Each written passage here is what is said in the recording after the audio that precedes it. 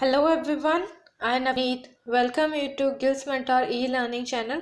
आज आप अपना की है इंडियन पॉलिटी ਦੇ ਵਿੱਚ नेक्स्ट आर्टिकल्स डिस्कस करांगे जो कि इंपॉर्टेंट है for all Punjab government exam like patwari PPSC PSSP and other exams like SSC NTPC and UPSC.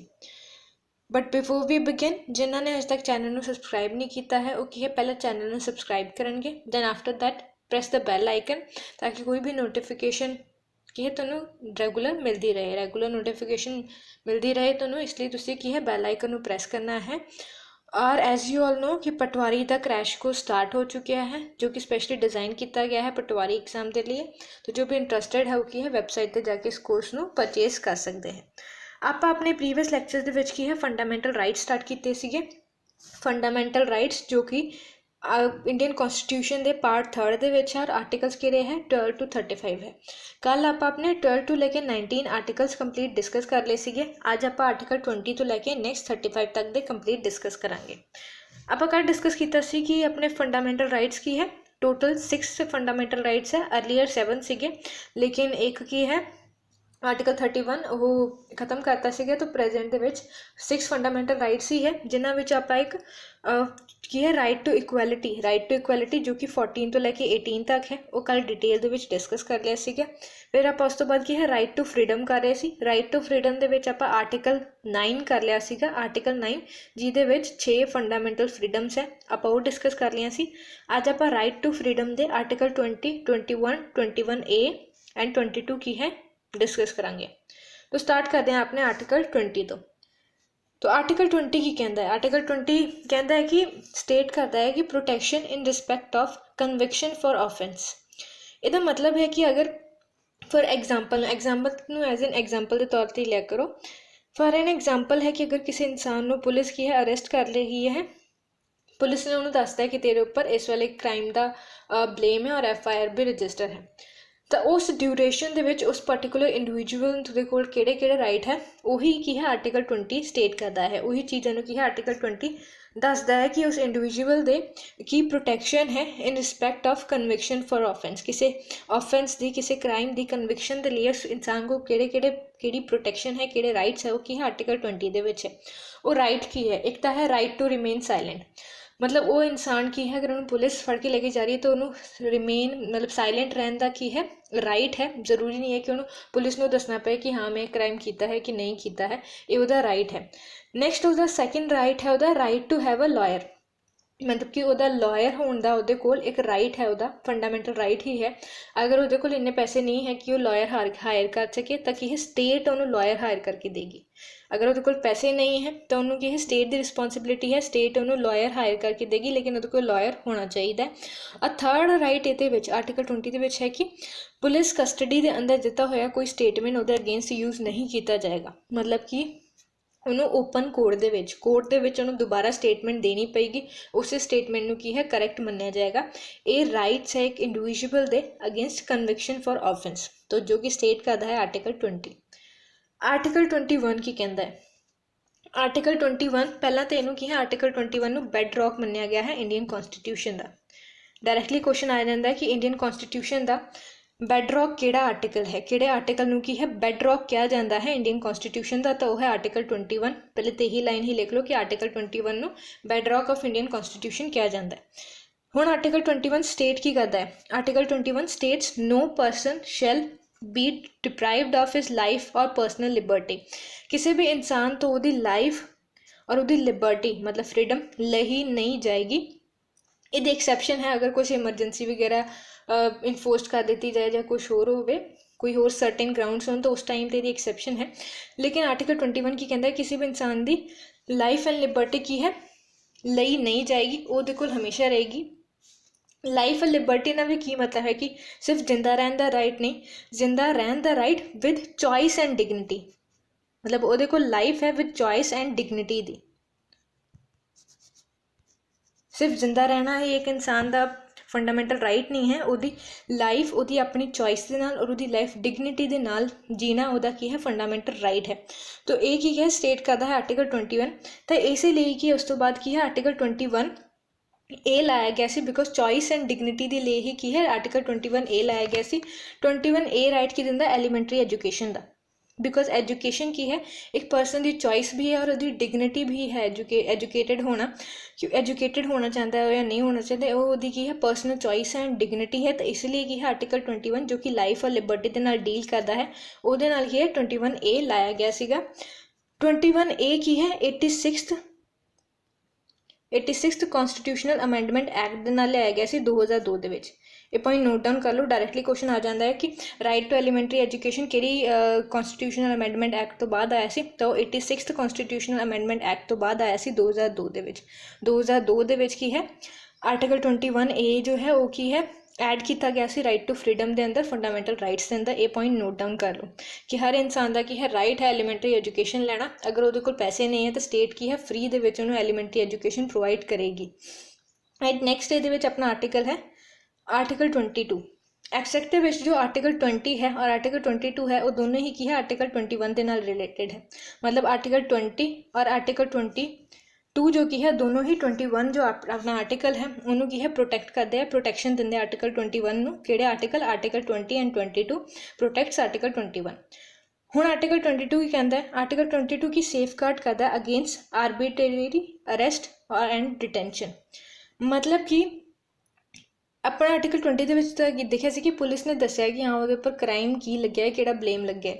Article 22 ਇਹ ਹੈ ਕਿ ਅਗਰ ਕੋਈ ਪੁਲਿਸ ਕਿਸੇ ਪਰਸਨ ਨੂੰ ਅਰੈਸਟ ਕਰ ਰਹੀ ਹੈ ਤਾਂ ਉਹਨੂੰ ਉਹਦਾ ਕੀ ਹੈ ਕ੍ਰਾਈਮ ਨੂੰ ਦੱਸਣਾ ਪਏਗਾ, ਉਹਦਾ ਬੇਸ ਦੱਸਣਾ ਪਏਗਾ ਕਿ ਕਿਹੜੇ ਗਰਾਊਂਡ 'ਤੇ ਜੋ ਹੈ ਪੁਲਿਸ ਉਹਨੂੰ ਅਰੈਸਟ ਕਰਕੇ ਲੈ ਕੇ ਜਾ ਸਕਦੀ ਲੈ ਕੇ ਜਾ ਰਹੀ ਹੈ। ਇਹ ਜਾਣਨਾ ਉਸ ਪਰਸਨ ਦਾ ਰਾਈਟ ਹੈ ਔਰ ਇਹੀ ਚੀਜ਼ ਕੀ ਹੈ ਆਰਟੀਕਲ 22 ਦੇ ਵਿੱਚ ਮੈਂਸ਼ਨ ਕੀਤੀ ਗਈ ਹੈ। ਲੇਕਿਨ ਆਰਟੀਕਲ 22 ਕੀ ਹੈ ਪੂਰੀ ਤਰ੍ਹਾਂ ਪ੍ਰੋਟੈਕਟਡ ਨਹੀਂ ਹੈ। आर्टिकल 22 बहुत बार ब्रेक भी होया है, तुसीं सुनिया होएगा प्रिवेंटिव डिटेंशन अगर न्यूज़ दे विच तुसीं सुनिया होए काफ़ी बार आंदा है प्रिवेंटिव डिटेंशन की हुंदा है कि इहदे विच की है किसी भी परसन नूं की है विदाउट उहदा ग्राउंड दसना, उहदी अरैसट दा ग्राउंड दसे बिना ही अरैसट किया जा सकता है। तो ये की है किसी भी क्राइम नूं प्रिवेंट करन तो पहला ही किसी परसन नूं उहनूं उहदा ग्राउंड उहदा क्राइम दा ग्राउंड रीजन दसे तो बिना ही उन्होंने अरेस्ट कर लेना की है प्रिवेंटिव डिटेंशन कहते हैं। जिदा फॉर एग्जाम्पल है NSA नैशनल सिक्योरिटी एक्ट ही एक है प्रिवेंटिव डिटेंशन है जिहदे विच की है मिनिमम वैसे ज़्यादा भी नहीं होंदा 3 महीने लिए तुसीं उस बंदे नूं अरेस्ट करके रख सकते हो without any FIR without telling any reason, कोई भी रीजन दसे बिना उन्होंने की है अरेस्ट किया जा सकता है नैशनल सिक्योरिटी एक्ट दे विच जो कि प्रिवेंटिव डिटेंशन दसदा है। तो और जो यही प्रिवेंटिव डिटेंशन की है आर्टिकल 22 ਨੂੰ ब्रेक कर ਦਿੰਦਾ बिकॉज आर्टिकल 22 ਦੇ ਵਿੱਚ ਤੁਹਾਨੂੰ अरेस्ट ਕਰਨ ਤੋਂ ਪਹਿਲਾਂ ਦੱਸਣਾ ਪਏਗਾ कि उस बंदे ਨੂੰ अरेस्ट क्यों किया जा रहा है। लेकिन जो प्रिवेंटिव डिटेंशन है ये की है अरेस्ट करने तो पहला दसिया ही नहीं जाता। तो इसलिए की है आर्टिकल 20 ਦੇ ਵਿੱਚ बहुत सारी कंट्रोवर्सीज होंदी ही रहती है क्योंकि जो प्रिवेंटिव डिटेंशन है उन्होंने की है ब्रेक कर देता आर्टिकल 22 ਨੂੰ। तो आर्टिकल 22 है जो पूरी तरह प्रोटेक्टेड नहीं है, काफ़ी बार कंट्रोवर्सीज होंदी रहती हैं न्यूज़ ਦੇ ਵਿੱਚ। पर अपना ये पॉइंट नहीं है, अपना सिर्फ इन्हें याद रखना है कि आर्टिकल 20 डील करता है protection in respect of conviction for offence, 21 deal करता है लाइफ एंड लिबर्टी के नाल, 21 ए एलीमेंट्री एजुकेशन के नाल डील करता है और 22 डील करता है safeguards against arbitrary arrest and detention. सिर्फ आर्टिकल्स के नाम याद रखने हैं। तो ये सीगे अपने राइट टू फ्रीडम जो कि सैकेंड फंडामेंटल राइट है, वो किहड़े आर्टिकल आते हैं 19, 20, 21, 21 ए एंड 22। हुण अपना नेक्स्ट आर्टिकल है, 2 आर्टिकल आते हैं राइट अगेंस्ट एक्सप्लॉयटेशन के अंदर की है राइट अगेंस्ट एक्सप्लॉयटेशन के अंदर 2 आर्टिकल आते हैं आर्टिकल 23 एंड 24। 6 फंडामेंटल राइट है। पहला आपा कीता है राइट टू इक्वैलिटी जो कि 14 तो 18 तक है। नेक्स्ट आपा कीता राइट टू फ्रीडम जो कि आर्टिकल 19 तो 22 तक है। हुण है अपना राइट अगेंस्ट एक्सप्लॉयटेशन जो कि 2 आर्टिकल है 23 एंड 24। 23 करता है 23 प्रोहिबिट्स करता है trafficking in human beings, women, children, beggars और अदर फोर्स्ड लेबर की है। 23 है जो प्रोहिबिट करता है trafficking in human beings and forced labour. मतलब किसी भी वुमेन दी या चाइल्ड दी बाइंग और सैलिंग की है प्रोहिबिटेड है, बैंड है कंप्लीटली। और फोर्स्ड लेबर का मतलब है कि अगर तुम किसी इंसान तो काम करा रहे हो तो तुम्हें वो की है उन्होंने पेमेंट देनी पेगी, उन्होंने सैलरी देनी पेगी। फ्री दे विच तुसीं किसी तो काम नहीं करा सकते हो। यही चीज़ की है आर्टिकल 23 दे विच दसी पई है। और ये एग्जाम ਦੇ ਵਿੱਚ ਕੁਐਸਚਨ ਕਿਸ ਤਰ੍ਹਾਂ ਆਉਂਦਾ ਹੈ? ਐਗਜ਼ਾਮ ਦੇ ਵਿੱਚ ਕੁਐਸਚਨ ਆਉਂਦਾ ਕਿ ਜਿੱਦਾਂ ਜੋ ਪ੍ਰਿਜ਼ਨਰਸ ਹੁੰਦੇ ਆ, ਕੋਈ ਰਿਗਰਸ ਪਨਿਸ਼ਮੈਂਟ ਮਿਲੀ ਹੁੰਦੀ ਹੈ ਜੇਲ੍ਹ ਦੇ ਵਿੱਚ, ਜੋ ਪ੍ਰਿਜ਼ਨਰਸ ਹੁੰਦੇ ਆ ਉਹਨਾਂ ਤੋਂ ਕੀ ਹੈ, ਜਿੱਦਾਂ ਪਤਾ ਆਪਾਂ ਨੂੰ ਕਿ ਪ੍ਰਿਜ਼ਨਰਸ ਤੋਂ ਕੰਮ ਕਰਾਇਆ ਜਾਂਦਾ ਹੈ। ਰਿਗਰਸ ਪਨਿਸ਼ਮੈਂਟ ਦੇ ਅੰਦਰ ਜੋ ਪ੍ਰਿਜ਼ਨਰਸ ਹੁੰਦੇ ਆ ਉਹਨਾਂ ਤੋਂ ਕੰਮ ਕਰਾਇਆ ਜਾਂਦਾ। ਤਾਂ ਕੁਐਸਚਨ ਇਸ ਤਰ੍ਹਾਂ ਆਉਂਦਾ ਕਿ ਜੋ ਪ੍ਰਿਜ਼ਨਰਸ ਹੈ ਕਿ ਉਹ ਫੋਰਸਡ ਲੇਬਰ ਦੇ ਅੰਦਰ ਆਉਂਦੇ ਆ ਕਿ ਨਹੀਂ ਆਉਂਦੇ? ਤਾਂ ਉਹ ਨਹੀਂ ਆਉਂਦੇ, ਕਿਉਂਕਿ ਜੋ ਪ੍ਰਿਜ਼ਨਰਸ ਹੁੰਦੇ ਆ ਉਹਨਾਂ ਨੂੰ ਵੀ ਕੀ ਹੈ, ਪੇਮੈਂਟ ਦਿੱਤੀ ਜਾਂਦੀ ਹੈ। ਜੋ ਪ੍ਰਿਜ਼ਨਰਸ ਤੋਂ ਵੀ ਜੇਲ੍ਹ ਦੇ ਅੰਦਰ ਕੰਮ ਕਰਾਇਆ ਜਾਂਦਾ ਉਹ ਫ੍ਰੀ ਦੇ ਵਿੱਚ ਨਹੀਂ ਕਰਾਇਆ ਜਾਂਦਾ ਹੈ। ਉਸ ਆਰਗੇਨਾਈਜੇਸ਼ਨ ਨੂੰ, ਉਸ ਪੁਲਿਸ ਸਟੇਸ਼ਨ ਨੂੰ ਕੀ ਹੈ, ਉਹਨੂੰ ਸੈਲਰੀ ਪ੍ਰੋਵਾਈਡ, ਇੱਕ ਫਿਕਸਡ ਪੇਮੈਂਟ ਪ੍ਰੋਵਾਈਡ ਕਰਨੀ ਪਏਗੀ ਪ੍ਰਿਜ਼ਨਰਸ ਨੂੰ ਵੀ ਉਹਨਾਂ ਦੇ ਕੰਮ ਦੇ ਲਈ। ਸੈਕਿੰਡ ਆ ਜਾਂਦਾ ਜੋ ਵੋਲੰਟਰੀ ਸਰਵਿਸਿਜ਼ ਹੁੰਦੀ ਹੈ, ਮਤਲਬ ਕੋਈ ਵੋਲੰਟਰੀ ਸਰਵਿਸਿਜ਼, ਆਈ ਥਿੰਕ ਤੁਸੀਂ ਸੁਣਿਆ ਹੋਏਗਾ ਕਿ ਜਿੱਦਾਂ ਕਿਸੇ ਅਗਰ ਕੋਈ ਐਮਰਜੈਂਸੀ ਦੀ ਕੰਡੀਸ਼ਨ ਆ ਜਾਂਦੀ ਹੈ, ਕੋਈ ਵਾਰ ਲੱਗ ਜਾਂਦੀ ਹੈ ਜਾਂ ਕੁਛ ਹੋਰ ਫਾਈਨੈਂਸ਼ੀਅਲ ਐਮਰਜੈਂਸੀ ਲੱਗ ਜਾਂਦੀ, ਤਾਂ ਗਵਰਨਮੈਂਟ ਕੀ ਹੈ, ਇਹ ਰਿਕੁਐਸਟ ਕਰਦੀ ਸਿਟੀਜ਼ਨਸ ਨੂੰ ਕਿ ਤੁਸੀਂ ਵੋਲੰਟਰੀ ਕੋਈ ਕੀ ਹੈ ਕੰਮ ਕਰੋ ਜਿਹਦੇ ਲਈ ਪੇਮੈਂਟ ਨਹੀਂ ਦਿੱਤੀ ਜਾਂਦੀ ਹੈ। ਰਾਈਟ, ਵੋਲੰਟਰੀ ਸਰਵਿਸ ਮਤਲਬ ਆਪਣੇ ਮਰਜ਼ੀ ਨਾਲ ਤੁਸੀਂ ਕੰਮ ਕਰ ਰਹੇ ਹੋ ਔਰ ਤੁਹਾਡੇ ਲਈ, ਤੁਹਾਨੂੰ ਉਹਦੇ ਲਈ ਕੀ ਹੈ, ਪੈਸੇ ਨਹੀਂ ਦਿੱਤੇ ਜਾਣਗੇ। ਫੋਰ ਐਗਜ਼ਾਮਪਲ ਜਿੱਦਾਂ ਕੋਈ ਨੈਚੁਰਲ ਡਿਜ਼ਾਸਟਰ ਆ ਜਾਏ, ਬਹੁਤ ਸਾਰੇ ਲੋਕ ਕੀ ਹੈ ਇੰਜਰਡ ਹੋ ਜਾਣ, ਤਾਂ ਦੂਸਰੇ ਸਟੇਟਸ ਤੋਂ ਕੀ ਹੈ ਲੋਕਾਂ ਨੂੰ ਬੁਲਾਇਆ ਜਾਏ ਕਿ ਵੋਲੰਟਰੀ ਕੰਮ ਕਰੋ, ਸੇਵਾ ਕਰੋ, ਪਰ ਉਹਦੇ ਲਈ ਕਿ ਜੋ ਲੋਕ ਇੰਜਰਡ ਹੋਏ ਉਹਨਾਂ ਦੀ ਸੇਵਾ ਕਰੋ, ਲੇਕਿਨ ਉਹਦੇ ਲਈ ਪੈਸੇ ਨਹੀਂ ਦਿੱਤੇ ਜਾਣਗੇ। ਤਾਂ ਕੀ ਉਹ ਫੋਰਸਡ ਲੇਬਰ ਦੇ ਅੰਦਰ ਆਉਂਦਾ? ਤਾਂ ਨਹੀਂ, ਉਹ ਵੀ ਫੋਰਸਡ ਲੇਬਰ ਦੇ ਅੰਦਰ ਨਹੀਂ ਆਉਂਦਾ, ਕਿਉਂਕਿ ਇਹ ਸਟੇਟ ਇੱਕ ਹੀ ਹੈ ਆਪਣੀ ਫੰਡਾਮੈਂਟਲ ਡਿਊਟੀ ਦੇ ਅੰਦਰ ਆ ਜਾਂਦਾ ਹੈ। ਆਪਣੇ ਦੇਸ਼ ਦੀ ਸੇਵਾ ਕਰਨਾ, ਆਪਣੇ ਦੇਸ਼ ਦੇ ਲਈ ਕੰਮ ਕਰਨਾ ਇੱਕ ਆਪਣੀ ਫੰਡਾਮੈਂਟਲ ਡਿਊਟੀਜ਼ ਦੇ ਅੰਦਰ ਆਉਂਦਾ, ਇਸ ਲਈ ਫੋਰਸਡ ਲੇਬਰ ਦੇ ਲਈ ਨਹੀਂ ਆਉਂਦਾ। ਹਾਲਾਂਕਿ ਵੋਲੰਟਰੀ ਸਰਵਿਸਿਜ਼ ਦੇ ਅੰਦਰ ਪੇਮੈਂਟ ਨਹੀਂ ਦਿੱਤੀ ਜਾਂਦੀ ਹੈ, ਕੰਮ ਫ੍ਰੀ 'ਚ ਕਰਾਇਆ ਜਾਂਦਾ ਹੈ, ਲੇਕਿਨ ਇਹ ਫੰਡਾਮੈਂਟਲ ਡਿਊਟੀਜ਼ ਦੇ ਅੰਦਰ ਆ ਜਾਂਦਾ ਹੈ, ਇਸ ਲਈ ਇਹਨੂੰ ਵੀ ਕੀ ਹੈ, ਫੋਰਸਡ ਲੇਬਰ ਨਹੀਂ ਕਹਿੰਦੇ। ਔਰ ਪ੍ਰਿਜ਼ਨਰਸ ਤੋਂ ਜੋ ਕੰਮ ਕਰਾਉਂਦੇ ਉਹਨਾਂ ਲਈ ਤਾਂ ਪੇਮੈਂਟ ਦਿੱਤੀ ਹੀ ਜਾਂਦੀ ਹੈ, ਤਾਂ ਉਹ ਵੀ ਕੀ ਹੈ, ਫੋਰਸਡ ਲੇਬਰ ਦੇ ਵਿੱਚ ਨਹੀਂ ਆਉਂਦੇ। ਤਾਂ ਇਹ ਸੀਗਾ ਆਪਣਾ ਆਰਟੀਕਲ 23। ਨੈਕਸਟ ਆਪਣਾ ਆਰਟੀਕਲ 24 ਕੀ ਕਹਿੰਦਾ ਹੈ? आर्टिकल 24 की है, प्रोहिबिट्स करता है employing children below the age of 14 years in any hazardous professions. 14 साल ते घट बच्चे तो की है हैजार्डियस मतलब जो भी कैमिकल्स वाली फैक्ट्रीज होंगी है, जो डेंजरस कैमिकल वाली कोई भी फैक्ट्री होंगी है, इंडस्ट्री होंगी जिहदे नाल की है बच्चे की हैल्थ ते लाइफ ते कोई असर पै सकता है। उस फैक्ट्रीज़ दे विच, उस इंडस्ट्रीज़ दे विच की है 14 साल तो घट उम्र के बच्चों का काम करना की है बैंड है, कंप्लीटली अबॉलिश्ड है, प्रोहिबिटेड है। ये की कहता है आर्टिकल 24। आर्टिकल 23 डील करता है ह्यूमन ट्रैफिकिंग के नाल और फोर्स्ड लेबर के नाल। आर्टिकल 24 डील करता है चिल्ड्रनस के नाल, 14 साल तो घट बच्चों के नाल जो कि हैजार्डियस प्रोफैशन के काम करते हैं। ਹੁਣ ਸੈਕਿੰਡ ਥਿੰਗ ਆ ਜਾਂਦੀ ਕਿ ਜੋ ਬੱਚੇ ਐਂਟਰਟੇਨਮੈਂਟ ਇੰਡਸਟਰੀਜ਼ ਦੇ ਵਿੱਚ ਕੰਮ ਕਰਦੇ ਆ, ਮਤਲਬ ਸੀਰੀਅਸ ਜਾਂ ਫਿਰ ਮੂਵੀਜ਼ ਦੇ ਵਿੱਚ ਜੋ ਛੋਟੇ ਛੋਟੇ ਬੱਚੇ ਕੰਮ ਕਰਦੇ ਆ, ਤਾਂ ਕਿ ਉਹ ਇਹਦੇ ਅੰਦਰ ਆਉਂਦਾ ਆਰਟੀਕਲ 24 ਦੇ ਅੰਦਰ? ਤਾਂ ਉਹ ਨਹੀਂ ਆਉਂਦਾ, ਬਿਕੋਜ਼ ਇਹਦੇ ਵਿੱਚ ਕੀ ਹੈ, ਮੈਂਸ਼ਨ ਹੈ ਕਿ ਹੈਜ਼ਾਰਡੀਅਸ ਜੋ ਹੈਲਥ ਦੇ ਲਈ ਬਹੁਤ ਹੀ ਹਾਰਮਫੁਲ ਹੈ, ਸਿਰਫ ਉਹੀ ਚੀਜ਼ਾਂ ਮੈਂਸ਼ਨ ਹੈ। ਬਾਕੀ ਪ੍ਰੋਫੈਸ਼ਨ ਦੇ ਵਿੱਚ ਕੀ ਹੈ, ਬੱਚੇ ਕੰਮ ਕਰ ਸਕਦੇ ਨੇ, राइट। तो हैजार्डियस मेंशन है सिर्फ जो बच्चों की हैल्थ के उपर अफेक्ट करे है, वही इंडस्ट्रीज़ की है बैंड है 14 साल तो घट उम्र के बच्चों को इंप्लॉय करना। बाकी दी जो भी है एंटरटेनमेंट है या फिर किसी का फैमिली बिजनेस है या एग्रीकल्चर फील्ड के जिदा अपने ही खेती के फैमिली के ही ओनड फार्म के जिदा बच्चे कुछ काम कर रहे होंगे तो वो अलाउड है, लेकिन हैजार्डियस नहीं होनी चाहिए हैल्थ वाइज, हैल्थ के लिए नुकसानदेह नहीं होना चाहिए वो काम बच्चों का, बाकी काम बच्चे की है कर सकते हैं। तो ये अपने दो आर्टिकल 23 एंड 24 जो कि राइट अगेंस्ट एक्सप्लॉयटेशन से नाल डील करते हैं। तो आप 6 के विचों 3 कर लिया, right to equality, right to freedom and right against exploitation. Next आ जाता right to freedom of religion, जिहदे विच डील करते हैं आर्टिकल 25 टू 28। एक ही है अपना 4th फंडामेंटल राइट है। 4th फंडामेंटल राइट किहड़ा है? Right to freedom of religion, article 25 तो लैके 28। डायरैक्टली यही लाइन से लिख लो क्योंकि डायरैक्टली क्वेश्चन आ जाता है कि राइट टू फ्रीडम के अंदर किहड़े आर्टिकल्स आते हैं। राइट टू फ्रीडम के अंदर की है 19 टू 22 आर्टिकल्स आते हैं। राइट टू इक्वालिटी के अंदर कितने आर्टिकल आते हैं? राइट टू इक्वालिटी के अंदर 14 टू 18 आर्टिकल आते हैं। तो same way right to freedom of religion के अंदर की है 25 टू 28 आर्टिकल्स आते हैं। डायरैक्टली क्वेश्चन आ जाता है, इन्होंने एज इट इज़ की है नोट डाउन कर लिया। आर्टिकल 25 की कहता है? आर्टिकल 25 की है ऑफर करता है freedom of conscience and free profession practice and propagation of religious, कि किसी भी रिलीजन ਨੂੰ फॉलो करने ਦੀ, ਉਹਦੀ प्रैक्टिस करने ਦੀ, ਉਹਦੀ प्रोपगेशन ਦੇ ਲਈ ਕੀ ਹੈ फ्रीडम है एक इंसान ਨੂੰ, बट अंटिल और अनलेस ਉਹ ਕਿਸੇ ਹੋਰ रिलीजन ਦੇ ਨੂੰ ਕੀ है कोई प्रॉब्लम ना क्रिएट करे, जो अपनी कंट्री का लॉ एंड ऑर्डर है उन्होंने ना डिस्टर्ब करे। तो ये सब चीज़ां नहीं होनी चाहिए किसी ने, मतलब किसी होर रिलीजन में किसी होर बंदे कोई प्रॉब्लम नहीं होनी चाहिए। अपने की है पीसफुली अपने ही रिलीजन अपने ही प्रोफैशन में तुसी फॉलो करो, पर किसी होर कोई प्रॉब्लम नहीं होनी चाहिए। ये अपना की है आर्टिकल 25 ऑफर करता है। आर्टिकल 26 की कहता है? आर्टिकल 26 फ्रीडम दिंदा है अपने रिलीजियस अफेयर्स में मैनेज करने के लिए। कोई भी रिलीजियस मतलब कोई भी बंदा है, कोई रिलीजन है, उन्हें अपने रिलीजियस अफेयर्स की है मैनेज करने की फ्रीडम दिंदा है आर्टिकल 26। फॉर एग्जाम्पल जिदा अपनी कंट्री ਦੇ ਵਿੱਚ ਕੀ ਹੈ ਵੈਪਨ ਕੈਰੀ ਕਰਨਾ ਬੈਨ ਹੈ, ਲੇਕਿਨ ਜਿੱਦਾਂ ਸਿੱਖ ਕਮਿਊਨਿਟੀ ਨੂੰ ਹੀ ਕੀ ਹੈ ਕਿਰਪਾਨ ਅਲਾਉਡ ਹੈ, ਬਿਕੋਜ਼ ਉਹ ਕੀ ਹੈ ਰਿਲੀਜੀਅਸ ਅਫੇਅਰਸ ਆ ਜਾਂਦਾ ਹੈ। ਉਹ ਇੱਕ ਰਿਲੀਜਨ ਦੇ ਨਾਲ ਕਿਰਪਾਨ ਕੀ ਹੈ ਰਿਲੀਜਨ ਦੇ ਨਾਲ ਰਿਲੇਟਡ ਹੈ, ਰਿਲੀਜੀਅਸ ਅਫੇਅਰ ਹੈ, ਤੇ ਇਸ ਲਈ ਕੀ ਹੈ ਕਿਰਪਾਨ ਕੈਰੀ ਕਰਨ ਦੀ ਫਰੀडम ਹੈਗੀ ਹੈ, ਜੋ ਕਿ ਆਰਟੀਕਲ 26 ਦੇ ਅੰਦਰ ਆਉਂਦੀ ਹੈ। ਆਰਟੀਕਲ 27 ਕੀ ਕਹਿੰਦਾ ਹੈ? ਆਰਟੀਕਲ 27 ਆਪਾਂ ਨੂੰ ਕੀ ਹੈ ਫਰੀडम ਦਿੰਦਾ ਹੈ not to pay taxes for religious expenses, कि ਆਪਾਂ ਨੂੰ ਕੀ ਹੈ ਫਰੀडम ਹੈ ਆਪਾਂ ਨੂੰ ਕੋਈ ਕਿਸੇ ਵੀ ਰਿਲੀਜੀਅਸ ਕੀ ਹੈ ਐਕਸਪੈਂਸਿਸ ਦੇ ਲਈ, ਰਿਲੀਜਨ ਦੇ ਪ੍ਰਮੋਸ਼ਨ ਦੇ ਲਈ ਟੈਕਸਿਸ ਪੇ ਕਰਨ ਦੀ ਕੋਈ ਲੋੜ ਨਹੀਂ ਹੈ। ਲੇਕਿਨ ਇਹਦੇ ਵਿੱਚ ਕੀ ਹੈ ਫੀ ਨਹੀਂ ਇੰਕਲੂਡ ਹੁੰਦੀ। ਮਤਲਬ ਅਗਰ ਤੁਸੀਂ ਕਿਸੇ ਰਿਲੀਜੀਅਸ ਜਗ੍ਹਾ ਦੇ ਵਿੱਚ ਜਾ ਰਹੇ ਹੋ, ਕਿਸੇ ਵੀ ਮੰਦਿਰ ਗੁਰਦੁਆਰਾ ਫॉर एग्जांपल ਕਿਤੇ ਵੀ ਤੁਸੀਂ ਜਾ ਰਹੇ ਹੋ ਔਰ ਉੱਥੇ ਤੋਂ ਐਂਟਰੀ ਫੀਸ ਲਈ ਜਾਂਦੀ ਹੈ ਤਾਂ ਉੱਥੇ ਤੁਸੀਂ ਇਹ ਨਹੀਂ ਕਹਿ ਸਕਦੇ ਹੋ ਕਿ ਮੇਰੇ ਆਰਟੀਕਲ 27 ਦਾ ਕੀ ਹੈ ਵਾਇਲੇਟਸ ਕਰ ਰਿਹਾ ਮੇਰੇ ਆਰਟੀਕਲ 27 ਨੂੰ, ਇੱਥੇ ਐਂਟਰੀ ਫੀਸ ਲੈਣਾ ਇਸ ਰਿਲੀਜੀਅਸ ਇੰਸਟੀਟਿਊਟ ਦੇ ਅੰਦਰ, ਬਿਕੋਜ਼ ਕੀ ਹੈ ਇੱਥੇ ਆਰਟੀਕਲ 27 ਦੇ ਅੰਦਰ ਸਿਰਫ ਟੈਕਸਿਸ ਮੈਂਸ਼ਨ ਹੈ, ਟੈਕਸਿਸ ਨਹੀਂ ਕੋਈ ਲੈ ਸਕਦਾ ਹੈ, ਲੇਕਿਨ ਐਂਟਰੈਂਸ ਫੀਸ ਕੀ ਹੈ ਕੋਈ ਵੀ ਰਿਲੀਜੀਅਸ ਇੰਸਟੀਟਿਊਟ ਲੈ ਸਕਦਾ ਹੈ। तो आर्टिकल 27 सिर्फ टैक्सेस के लिए फ्रीडम दिंदा है, टैक्सेस की पेमेंट के लिए फ्रीडम दिंदा है, लेकिन एंट्रेंस फीस अगर कोई इंस्टीट्यूट लै रहा है तो वो फ्रीडम नहीं दिंदा, वो अपन पे करना ही पेगा। आर्टिकल 28 की डील करता है।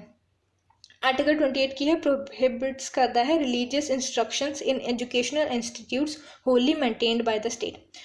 तो ये की कहता है कि अगर कोई एजुकेशन का इंस्टीट्यूट है, मतलब कोई कॉलेज है, स्कूल है, अगर तो स्टेट द्वारा ओनड है तो वो की है किसी भी रिलीजन एक पर्टिकुलर रिलीजन नहीं फॉलो किया जाएगा, बिकॉज एक एजुकेशन इंस्टीट्यूट के अंदर स्कूल और कॉलेज के अंदर डिफरेंट रिलीजन के लोग पढ़ते हैं, तो इसलिए की है अगर तो वो institute college school completely state द्वारा ओनड है, मतलब गवर्नमेंट उन्होंने ओन कर रही है, तो वो अंदर कोई भी रिलीजन फॉलो नहीं किया जाएगा।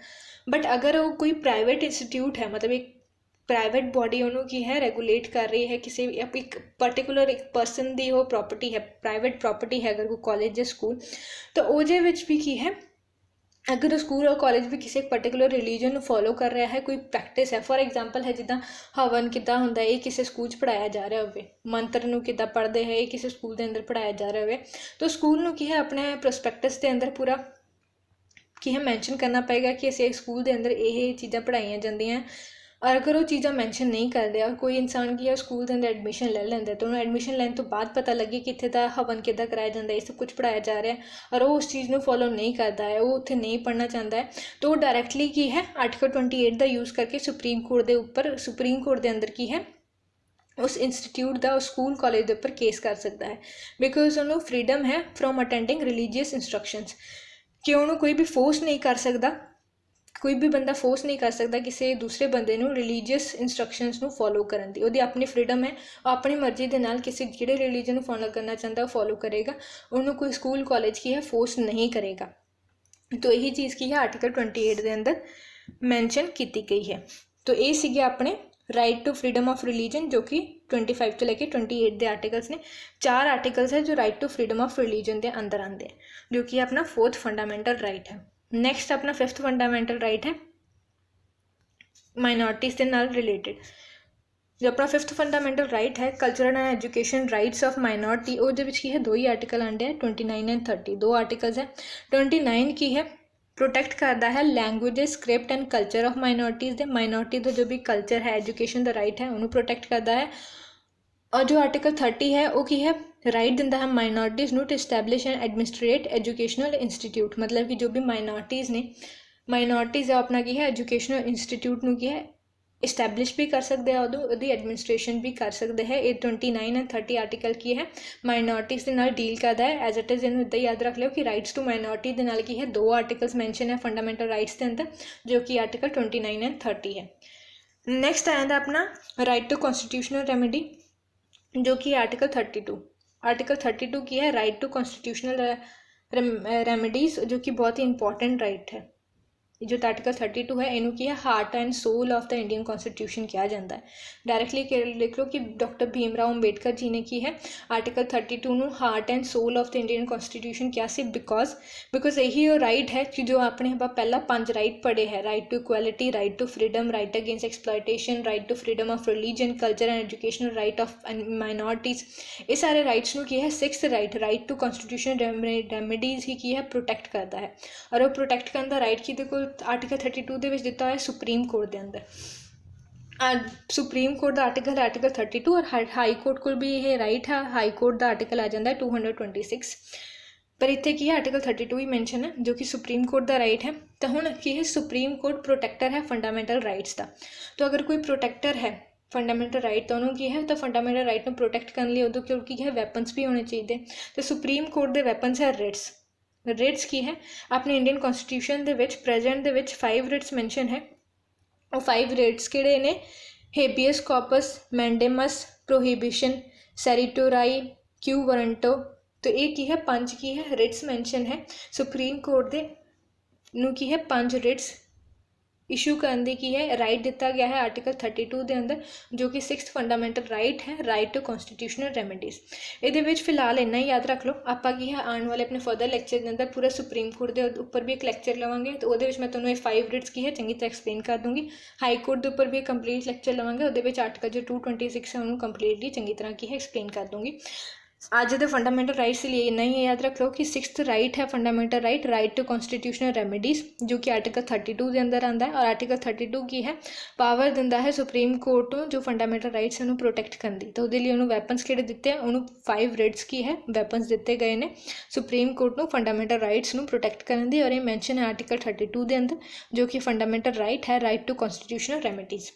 आज के लिए बस इन्ना ही याद रख लो। Supreme court and high court को कंप्लीट आप डिटेल के अंदर डिस्कस करांगे तो उस तो बाद की आप उस लैक्चर के डिटेल के डिस्कस कर लाँगे। तो ये तो सी अपने 6 फंडामेंटल राइट्स। 6 फंडामेंटल राइट्स किहड़े सीगे, राइट टू इक्वलिटी 14 to 18 तक, इक्वलिटी का राइट है 14 to 18 तक, फ्रीडम का राइट है 19 to 22 तक एज इट इज़ याद रख लो। एक्सप्लॉयटेशन का राइट है 23 and 24, 2 राइट्स ने।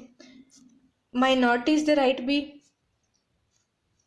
माइनॉरिटीज सॉरी रिलीजन का जो है फ्रीडम ऑफ रिलीजन के राइट्स है 25 and 28 तक। माइनॉरिटीज़ के 2 राइट ने, माइनॉरिटीज़ के भी 2 राइट ने 29 and 30। और फिर सुप्रीम कोर्ट का एक राइट है एज अ प्रोटैक्टर आर्टिकल 32 के अंदर। तो ये सीगे 6 fundamental right, right to equality, right to freedom, right against exploitation, right to freedom of religion, culture and educational right, right to constitutional remedies. ये 6 नू एज इट इज़ याद रख लियो और इन्होंने अंदर किहड़े आर्टिकल कवर होंगे ये भी याद रख लियो, डायरेक्टली MCQ क्वेश्चन आ जाता है।